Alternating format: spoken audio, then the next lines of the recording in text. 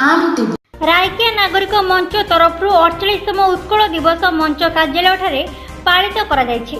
मंच सभापति सुशांत कुमार जेना, मुख्य अतिथि पंचायत समिति अध्यक्षा मानिनी प्रधान, सम्मानीय अतिथि भाव रायकिया थाना अधिकारी नरेश कुमार साहू, पंचु प्रधान, मुख्य वक्ता सीतु प्रसाद दास, मुख्य वक्ता सीतु प्रसाद रथ, मंच उपसभापति रजत कुमार नायक, संपादक मानेश्वर दिगाल, कोषाध्यक्ष सीमांचल दिगाल, दुर्योधन लेंका, ओडिया चलचित्र सुनामधन्य नायिका त्रिपुरा मिश्र, प्रोफेसर डॉक्टर सुजाता आचार्य, कंठशिल्पी अवंतिका पट्टनायक आदि जोग देथिले।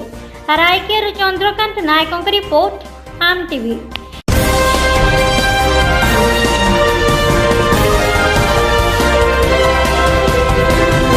आपण देखुछंती आम टीवी।